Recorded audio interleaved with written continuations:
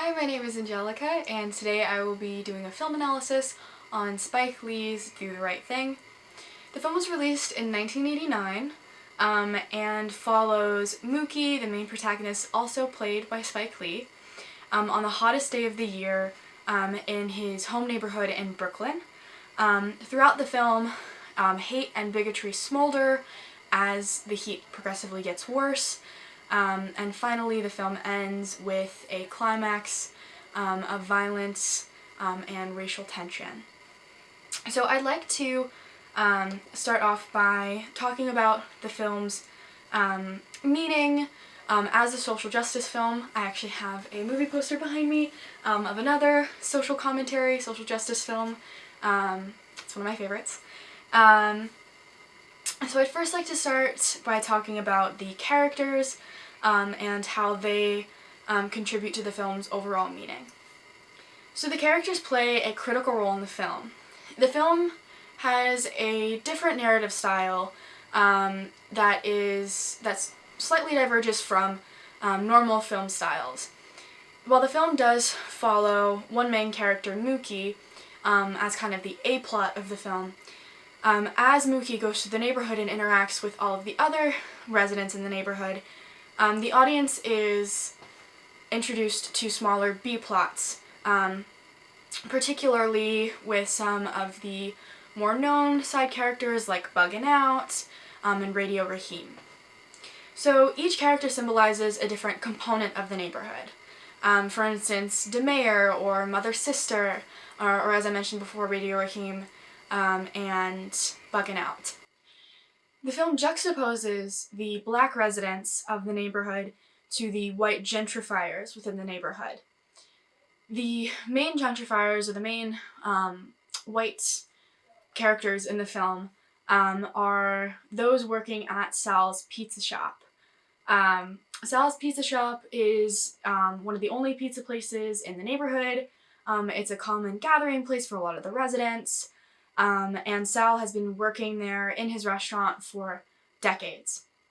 Even though they have been a strong facet of the neighborhood, many of the black residents see Sal's position in the neighborhood as a point of tension.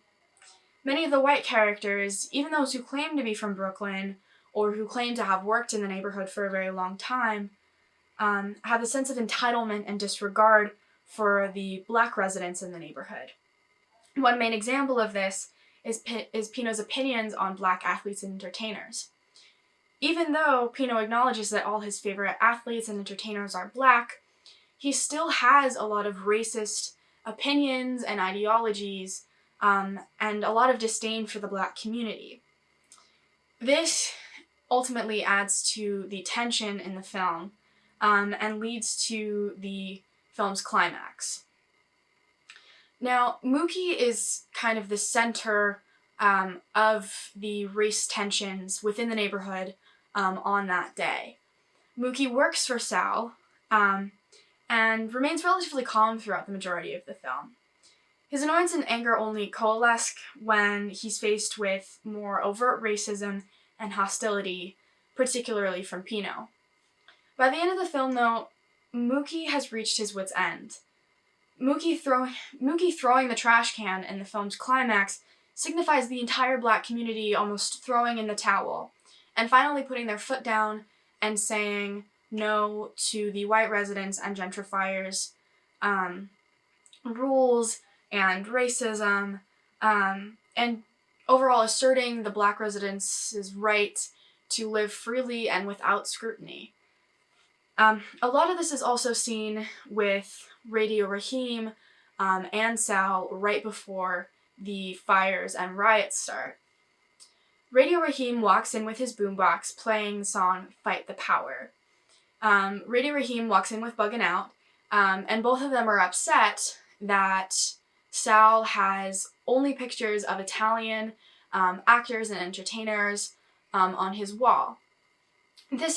This wall is a symbol of racism throughout the film, as Buggin' Out and many of the other residents believe that a pizza shop in a black neighborhood should have some kind of black representation on the wall of famous faces.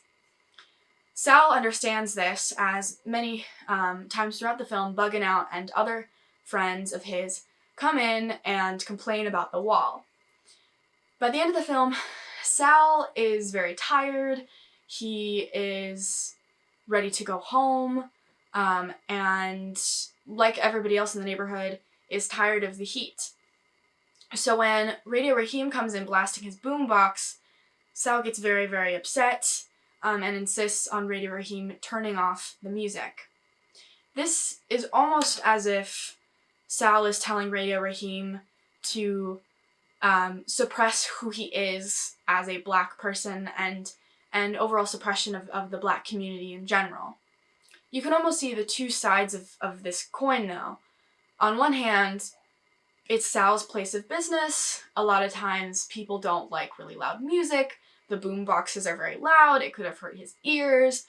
But on the other hand, you have Radio Raheem, who lives in the neighborhood and for a long time has been treated as an other and has been thrown aside. And so his statement by bringing in the boombox is saying, you can't ignore us. We are here, we live here, you are in our space, respect us or else. So cinematography also serves to further those themes and further that meaning. Lee uses a lot of the Dutch angle in order to make characters seem bigger or smaller depending who they are.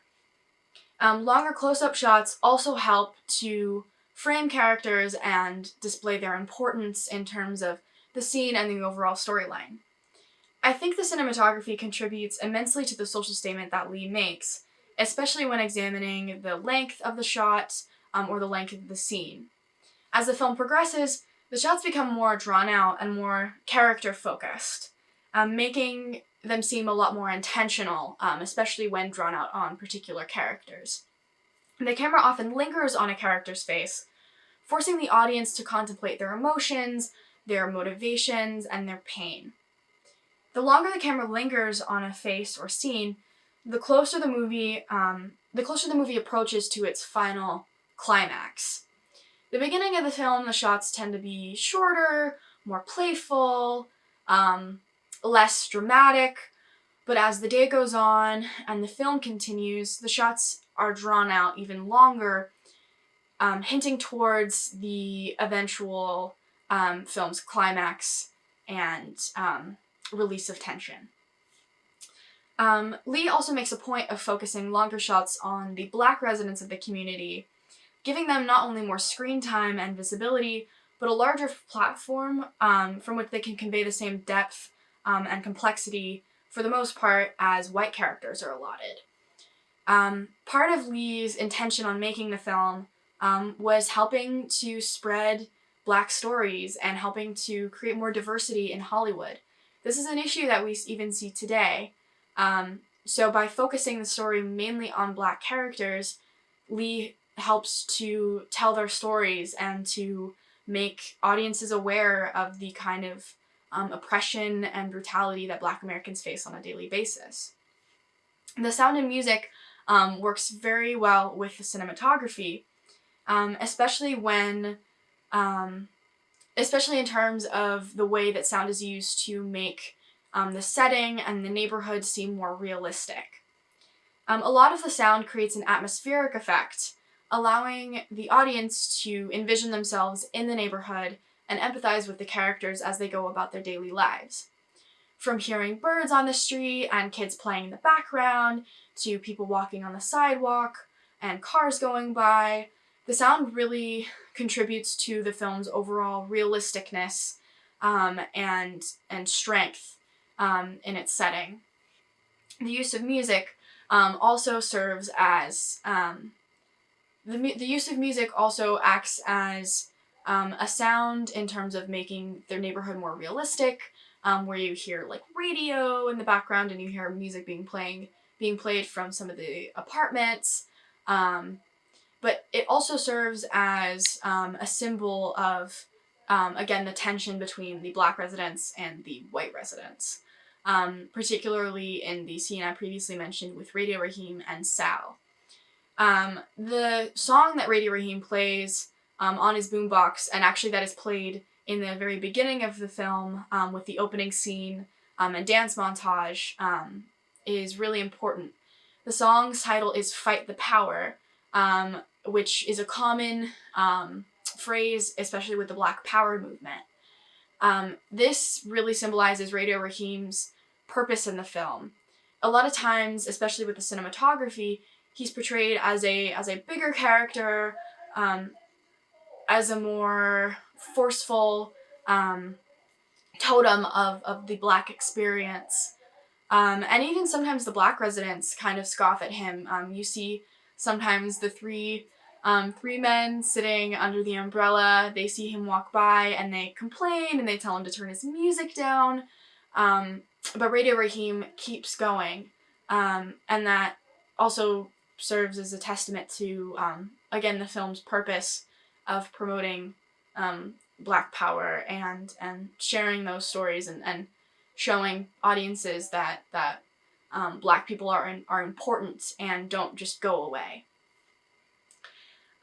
So that brings me to the purpose of the film and its themes. So one of the major themes of the film is the juxtaposition between love and hate. This is described best by Radio Raheem in his conversation with Mookie as he displays his two rings, one saying love, one saying hate. Radio Raheem describes this battle and that it's hard and it's ugly and it's violent, but in the end, love always wins. This is also compared to the final scene in the movie, where at the end, audiences aren't really sure who's won, if love or hate has won. Much like a lot of Black Americans don't know who is winning at the moment, you know, if love is on their side or if hate is on their side. So this juxtaposition is mainly seen through the interactions between the neighborhood's Black and white residents, and is upheld by the film's overall purpose to display the oppression, adversity, and trauma that Black Americans face on a daily basis. The film begins as a lighthearted slice of life story, but eventually turns into a referendum on race relations, gentrification, and police brutality. This demonstrates the fact that Black people in America are almost never allotted time to simply enjoy a fun summer day. At the end of the day, Black Americans are still forced within the confines of our racist society. So that's my analysis. Thank you so much, and bye.